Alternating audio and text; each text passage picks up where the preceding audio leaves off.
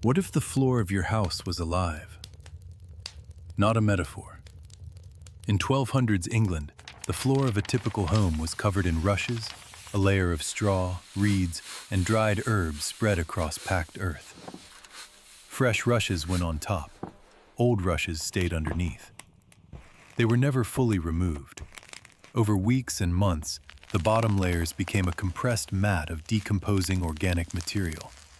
Food scraps that had fallen from the table, spilled ale, animal droppings tracked in from outside, grease from cooking, and the accumulated biological output of a family living, eating, and sleeping on top of it. A visitor to England in the early 1500s, the Dutch scholar Erasmus, described the typical English floor rush as harboring, and this is close to a direct quote, an ancient collection of grease, fragments, bones, spittle, and everything that is nasty. He was horrified. The English families living on these floors were not. They had never known anything different. And that gap between what was normal and what was safe is what every part of this house is about. The house itself was one room. Not one room as in the main room. One room as in the entire structure. In 1200s England, the typical peasant dwelling was a single-room building roughly 15 to 20 feet long and 10 to 12 feet wide. That is smaller than a modern studio apartment. Inside this space, the family slept, cooked, ate, worked, stored food, stored tools, and in many cases housed livestock. The animals, a cow, a pig, chickens, were separated from the family's living area by a low partition, or simply by habit. The warmth of the animals helped heat the space in winter. The smell of the animals was constant in every season. There was one door. There were no windows, not in the way the word is understood today. Some homes had small openings in the walls, covered with oiled cloth or wooden shutters. Glass windows in peasant homes were effectively non-existent. They would not become common in English houses for another 3 centuries. The interior was dark. During the day, the only light came from the door, the wall openings, and the fire. At night, the only light was the fire. The fire is where the story turns from uncomfortable to dangerous. In the center of the room, on the packed earth floor, sat the hearth, an open fire pit. This fire was the only source of heat in the building. It was also the only source of light after dark, the only means of cooking, and the only way to boil water. The fire burned constantly from autumn through spring. And there was no chimney. In 1200s England, the chimney was a luxury reserved for manor houses and castles.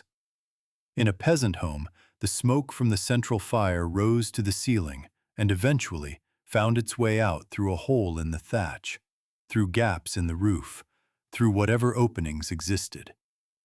Eventually. In the meantime, the upper half of the room filled with smoke. The people inside lived below it, in a band of relatively clear air between the floor and roughly 4 feet up.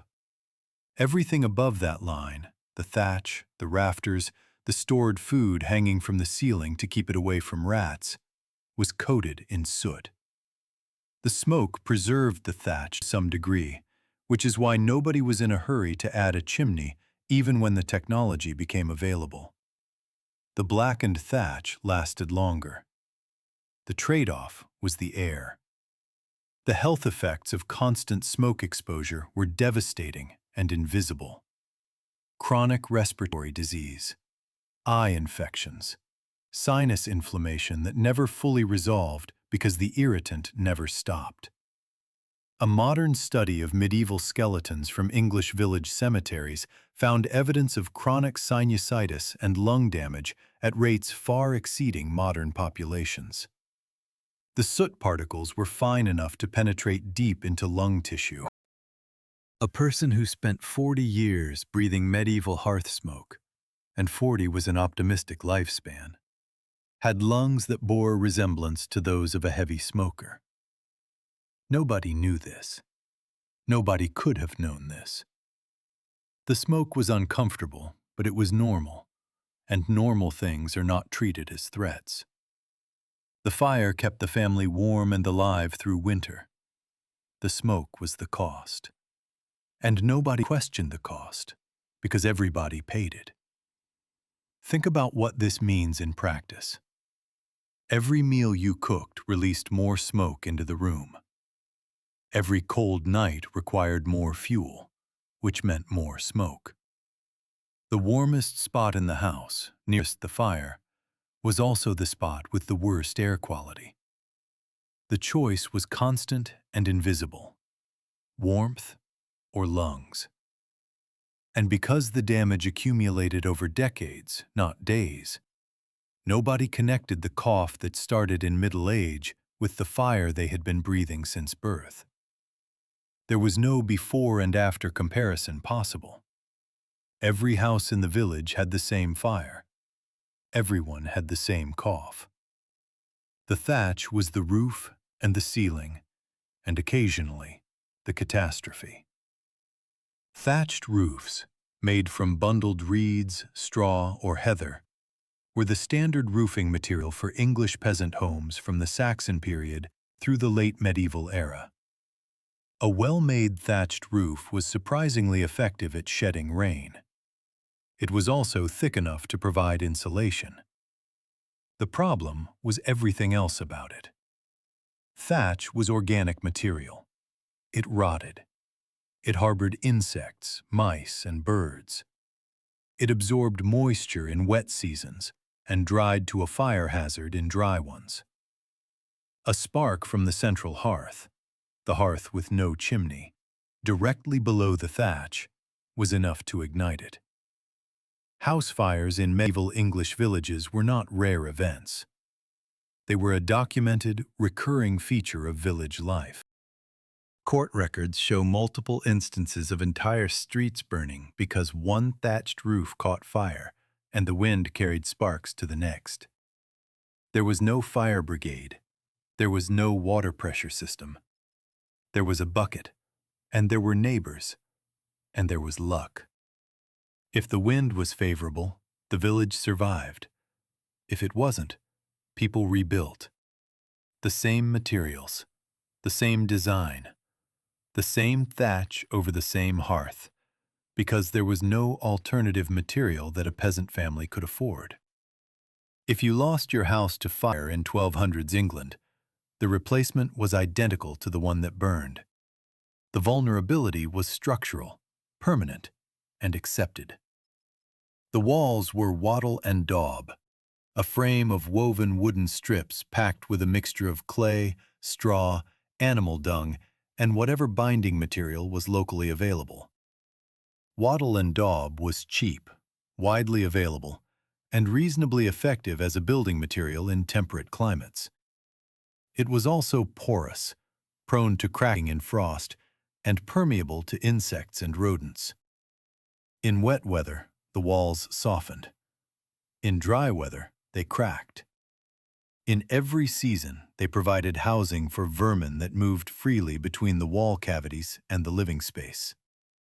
The average medieval English home had a resident population of rats, mice, fleas, lice, and bedbugs that existed alongside the human family as a permanent feature. Attempts to control vermin were limited to what was available: cats for mice, dogs for rats, herbs scattered in the rushes to discourage fleas. None of these methods were comprehensive. The vermin adapted. The family adapted. Adaptation was the operating principle of the entire household.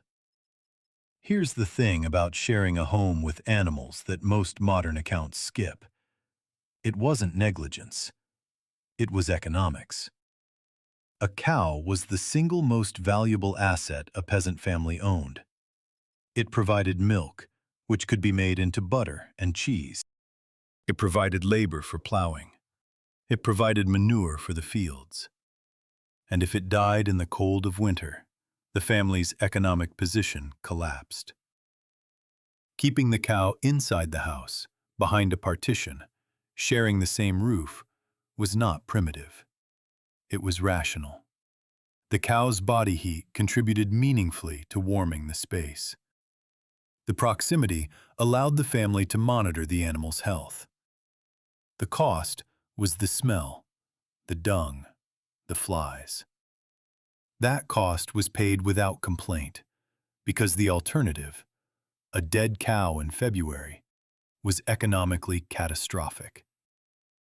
When you understand that calculation, the medieval home stops looking like a failure of hygiene and starts looking like a survival strategy. An uncomfortable, smelly, flea-infested survival strategy. But a strategy nonetheless. And one that worked, in the sense that families survived winters that would have killed them otherwise. The medieval peasant was not ignorant. He was solving a problem with the tools he had. The tools just happened to include sharing a bedroom with a 1,000-pound animal. The air inside a sealed medieval home in winter was something that deserves its own description. Close the door. Close the shutters, if there are shutters.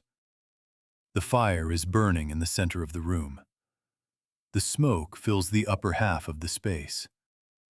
Below the smoke line, the family, the animals, and the floor rushes, which are off-gassing the slow decomposition of months of organic waste.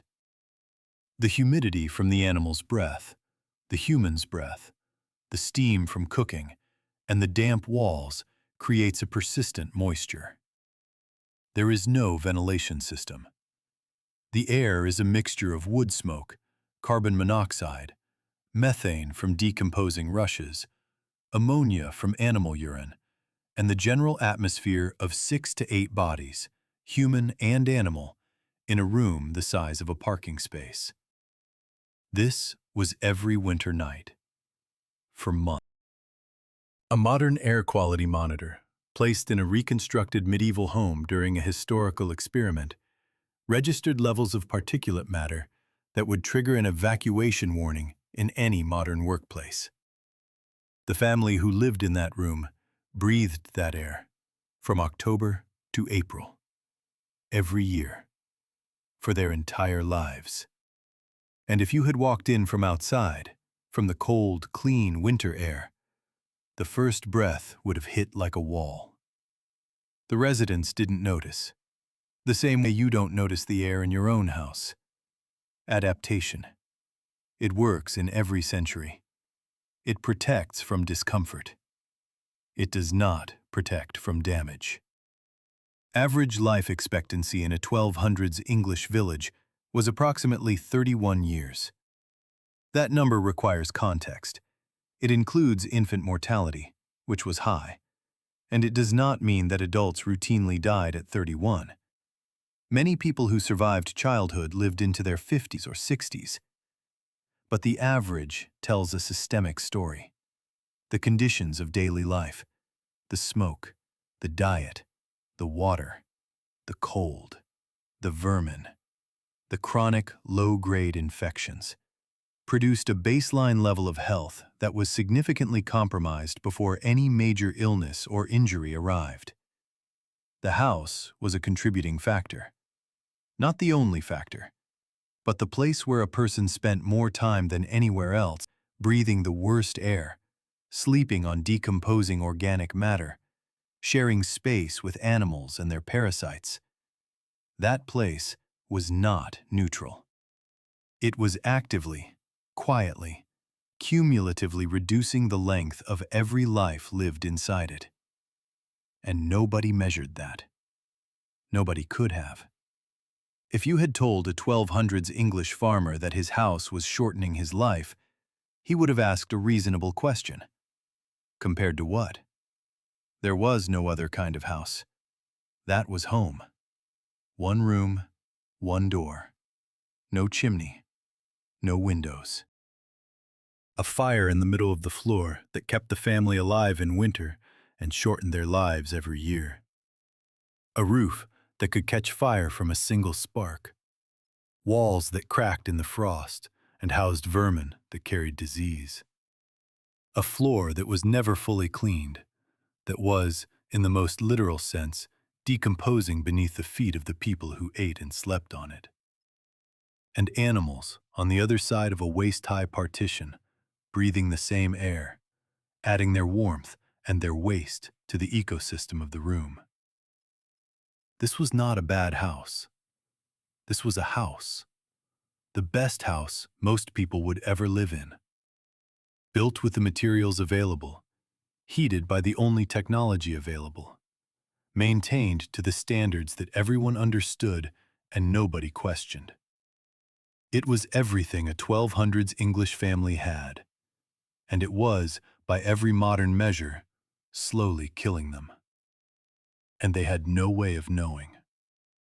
That is the part that stays, not the filth, not the smoke, not the animals behind the partition.